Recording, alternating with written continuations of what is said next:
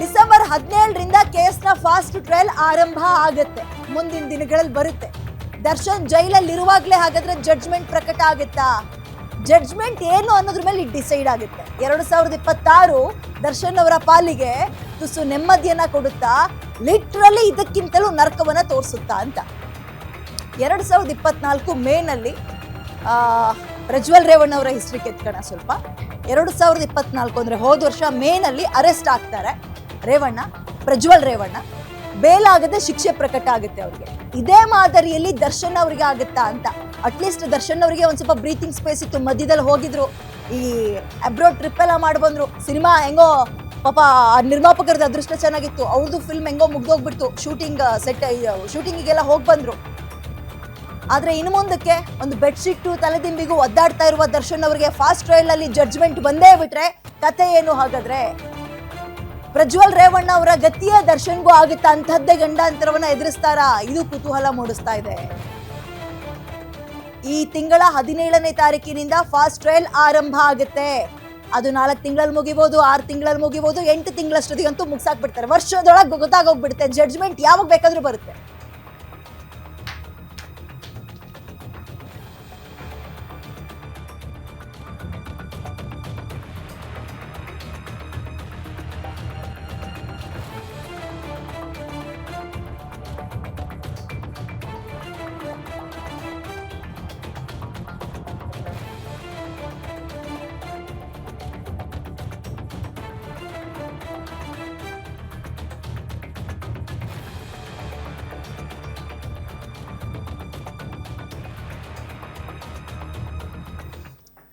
ಈ ಪ್ರಕರಣದಲ್ಲಿ A2 ಆರೋಪಿ ದರ್ಶನ್ ಅವರಾಗಿದ್ದಾರೆ. ಸೊ ಈಗ ಫಾಸ್ಟ್ ಟ್ರಯಲ್ ಆರಂಭ ಆಗುತ್ತೆ. ಇದೇ ತಿಂಗಳಿನಿಂದ ಒದ್ದಾಡ್ತಾ ಇದ್ದಾರೆ ಲಿಟ್ರಲಿ ಅವರು. ನೋಡಿ, ಫಾಸ್ಟ್ ಟ್ರಯಲ್ ಸ್ಟಾರ್ಟ್ ಆಗುತ್ತೆ ಈ ತಿಂಗಳ 17ನೇ ತಾರೀಕಿಂದ. ರೇಣುಕಾ ಸ್ವಾಮಿ ಮರ್ಡರ್ ಪ್ರಕರಣದಲ್ಲಿ ಈಗ ನಾನು ಆಲ್ರೆಡಿ ಹೇಳ್ದಂಗೆ 17ನೇ ತಾರೀಕಿನಿಂದ ಈ ಟ್ರಯಲ್ ಆರಂಭ ಆಗುತ್ತೆ.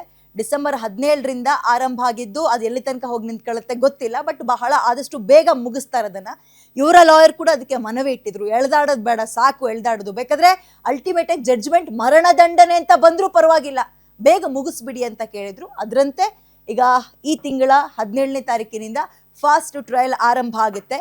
ದರ್ಶನ್ ಜೈಲಿನಲ್ಲಿ ಇರುವಾಗಲೇ ಜಡ್ಜ್ಮೆಂಟ್ ಪ್ರಕಟ ಆಗುತ್ತಾ? ಇದು ಬಹಳ ಪ್ರಮುಖವಾದ ಪ್ರಶ್ನೆ ಆಗುತ್ತೆ. ಯಾಕಂದ್ರೆ ಆ ಜಡ್ಜ್ಮೆಂಟ್ ಹೆಂಗಿರುತ್ತೆ, ಇವರ ಅಪರಾಧ ಆ ಪ್ರಕರಣದಲ್ಲಿ ಎಷ್ಟರ ಮಟ್ಟಿಗೆ ಪ್ರೂವ್ ಆಗುತ್ತೆ. ಎಲ್ಲಾದ್ರೂ ಪ್ರಜ್ವಲ್ ರೇವಣ್ಣ ಅವರ ರೀತಿಯಲ್ಲೇ ಜಡ್ಜ್ಮೆಂಟ್ ಅಲ್ಲಲ್ಲೇ ಬಂದು ಹೋಗ್ಬಿಟ್ರೆ ನಾವು ಜಡ್ಜ್ಮೆಂಟ್ ಈಗಲೇ ನಿರೀಕ್ಷೆ ಮಾಡೋಕ್ಕಾಗಲ್ಲ ಏನಾಗಿರ್ಬೋದು ಅಂತ. ನಾವು ಜಸ್ಟ್ ಸಾಧ್ಯತೆ ಬಗ್ಗೆ ಅಷ್ಟೇ ಮಾತಾಡ್ಲಿಕ್ಕೆ ಆಗುತ್ತೆ. ಇವಾಗ ದರ್ಶನ್ ಜೈಲಿನಲ್ಲಿರುವಾಗಲೇ ಜಡ್ಜ್ಮೆಂಟ್ ಪ್ರಕಟವಾಗುತ್ತೆ ಅನ್ನೋ ಪ್ರಶ್ನೆ. ಓಕೆ, ಇನ್ ಕೇಸ್ ಪ್ರಕಟವಾದ್ರೆ ಮುಂದಕ್ಕೆ ಏನು? ಫಾಸ್ಟ್ ಟ್ರಯಲ್ ಶುರುವಾದ್ರೆ ಫಟಾಫಟ್ ಅಂತ ಜಡ್ಜ್ಮೆಂಟ್ ಬಂದು ಹೋಗ್ಬಿಡುತ್ತೆ. ಅದು 3 ತಿಂಗಳಲ್ಲಿ ಬರ್ಬೋದು, 4 ತಿಂಗಳಲ್ಲಿ ಬರ್ಬೋದು, 6 ತಿಂಗಳಲ್ಲಿ ಮುಗಿಸ್ಬೋದು. ಬೇಕಾದ್ರೆ 1 ವರ್ಷದಲ್ಲಿ ಅದೇನೇ ಆದ್ರೂ ಕೂಡ 1 ವರ್ಷದೊಳಗಂತೂ ಬಂದು ಹೋಗ್ಬಿಡುತ್ತೆ. ಸೊ 2026 ಇವ್ರ ಪಾಲಿಗೆ ಹೆಂಗಿರುತ್ತೆ ಗ್ರಹಣನ ಮತ್ತೆ, ಅಥವಾ ಈಗಿರುವಂತಹ ಗ್ರಹಣ ತೊಳೆದು ಹೋಗುತ್ತಾ? 2026 ಸ್ವಲ್ಪ ಆರಾಮಾಗಿರ್ತಾರ? ಇದು ಕುತೂಹಲ ಮೂಡಿಸ್ತಾ ಇದೆ. ರೇಪಿಸ್ಟ್ ಪ್ರಜ್ವಲ್ ರೇವಣ್ಣ ರೀತಿಯಲ್ಲೇ ದರ್ಶನ್ಗೆ ಸಂಕಷ್ಟಗಳು ಮುಂದಿನ ದಿನಗಳಲ್ಲಿ ಎದುರಾಗುತ್ತಾ? ನೀವು ಅಭಿಮಾನಿಗಳು ಯಾವುದೇ ದೇವರಿಗೆ ದಿಂಡ್ರಿಗೆ ಹೋದ್ರೂ ಕೂಡ ನಿಮ್ಮ ಪ್ರಾರ್ಥನೆ ಎಷ್ಟರ ಮಟ್ಟಿಗೆ ವರ್ಕೌಟ್ ಆಗುತ್ತೆ ಅನ್ನೋದು ಈ ಜಡ್ಜ್ಮೆಂಟ್ ಮೇಲೆ ನಿಂತಿರುತ್ತೆ.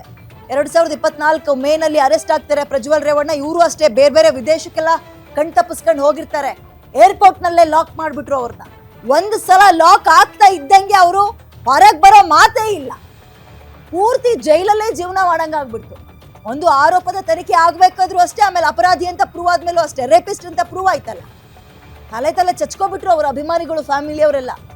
ಅದೇನಾಗಿತ್ತೋ ಏನೋ ಗೊತ್ತಿಲ್ಲ. 2024 ಹಣವಂತರು ಮತ್ತು ಹೆಸರು ಮಾಡಿರುವಂಥವ್ರಿಗೆ, ಈಗ ಇಂಥವ್ರುಗಳಿಗೆಲ್ಲ ದೊಡ್ಡ ಪ್ರಕರಣಗಳಲ್ಲಿ ಲಾಕ್ ಆಗ್ಬಿಟ್ರು. ಅದರಲ್ಲಿ ದರ್ಶನ್ ಅವರು ಕೂಡ ಒಬ್ರು. ಕೋಪದಲ್ಲಿ ಮೂಗು ಕುಯ್ಕೊಂಡ್ರೆ ವಾಪಸ್ ಬರಲ್ಲ ಅನ್ನೋದು ಅವರಿಗೆ ಈಗ ಅರ್ಥವಾಗಿರುತ್ತೆ. ಕೊಲೆ ಪ್ರಕರಣದಲ್ಲಿ ಇವರು A2 ಆರೋಪಿ. A1 ಪವಿತ್ರ ಗೌಡ. ಯಾರೋ ಅವನಿಗೆ ಮೆಸೇಜ್ ಮಾಡ್ದ, ತೀರಾ ಅಶ್ಲೀಲ ಪದಗಳನ್ನ ಬಳಸಿದ್ದ, ಕರೆದು ವಾರ್ನ್ ಮಾಡಿ ಅಥವಾ ನಿಮ್ಮ ಫ್ಯಾನ್ಸ್ ಹತ್ರನೇ ಹೇಳಿ ಕಳ್ಸಿದ್ರೆ ಮುಗ್ದೋಗ್ತಿತ್ತು. ಖುದ್ದಾಗಿ ನೀವೇ ಹೋದ್ರಿ. ಸಿನಿಮಾದಲ್ಲಿ ಹೀರೋ ಆದ್ರೆ ಸಾಕಾಗಲ್ಲ, ಪ್ರೇಯಸಿಯ ಬಾಳಲ್ಲೂ ಹೀರೋ ಆಗೋಣ ಅಂತ ಹೋದಂಥವ್ರು ಇವತ್ತು ಜೈಲಿನಲ್ಲಿ ಒಂದು ಸೊಳ್ಳೆ ಪರದೆ ಇಲ್ಲದೆ, ಬೆಡ್ಶೀಟ್ ಇಲ್ಲದೆ, ಒಂದು ಟಿವಿ ಕೊಡಿ, ಸಿಗರೇಟ್ ಕೊಡಿ ಅಂತ ಕೇಳುವ ಪರಿಸ್ಥಿತಿಗೆ ಚಕ್ರವರ್ತಿ ಮುಂದಾಗಿದ್ದಾರೆ ದರ್ಶನ್ ಅವರು.